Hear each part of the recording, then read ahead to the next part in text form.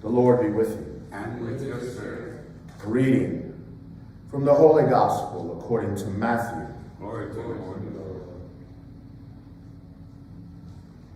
When the Magi had departed, behold, the angel of the Lord appeared to Joseph in a dream and said, "Rise, take the child and his mother, flee to Egypt, and stay there until I tell you. Herod is going to search for the child to destroy him." Joseph rose and took the child and his mother by night and departed for Egypt. He stayed there until the death of Herod, that what the Lord had said through the prophet might be fulfilled. "Out of Egypt I called my son." When Herod realized that he had been deceived by the Magi, he became furious. He ordered the massacre of all the boys in Bethlehem and its vicinity, 2 years old and young and under, in accordance with the time he had ascertained from the Magi. Then was filled what had been said through Jeremiah the prophet. A voice was heard in Ramah, sobbing and loud lamentation, Rachel weeping for her children, and she would not be consoled, since they were no more. The Gospel of the Lord. Praise to you, Lord Jesus Christ. So today we have the Feast of the Holy Innocents. You know, there's a couple of things that we can glean from this particular reading. One, and then, this is my personal belief, there's a lot of that Joseph was an old man. Okay, I don't believe Joseph was an old man. Old men do not walk to Egypt. Okay, he might have been older than Mary, but he was not an old man. He was a vigorous man. He was the protector of the Holy Family. It's a long and arduous journey. And to stay in Egypt for a period of time is not something that an old man would probably survive. So I would like to dispel that thought about him, especially since he's my patron. People talking about being old. But what it does do by Jesus and Mary and Joseph going to Egypt, it links Jesus Christ with the new Exodus. Just as God called the Israelites out of bondage, and had the Exodus back in the time of Moses, Jesus, in a way, becomes the new Moses.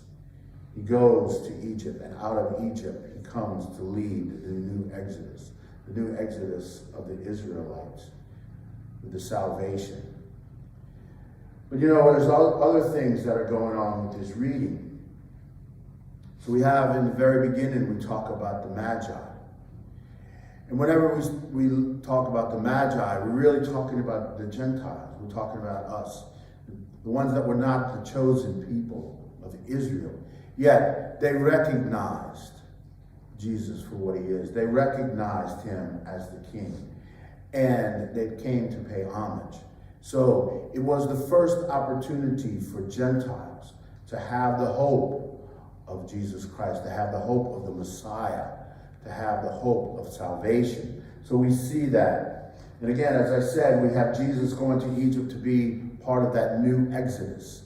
Right? So God is going to call him out of Egypt to lead this new Exodus. And then, unfortunately, we have the world of Herod, a person who saw Jesus as a threat. He saw Jesus as an inconvenience, and so he sought to destroy him. And he takes it out in a cruel and vicious way by shedding the blood of innocent young boys in the area around Bethlehem. And we still have that same issue in the world, where people find Christianity to be an inconvenience. And so we have persecution throughout the world of Christians. And it continues on to this very day.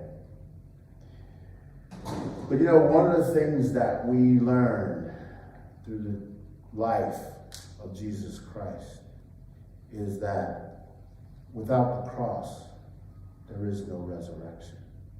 Without the suffering that came, there is no hope.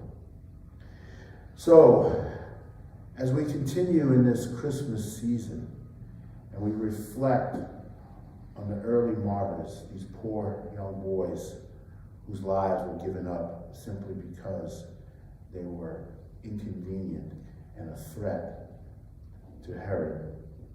Let us pray. Let us pray for those innocent lives that today are still lost to religious persecution.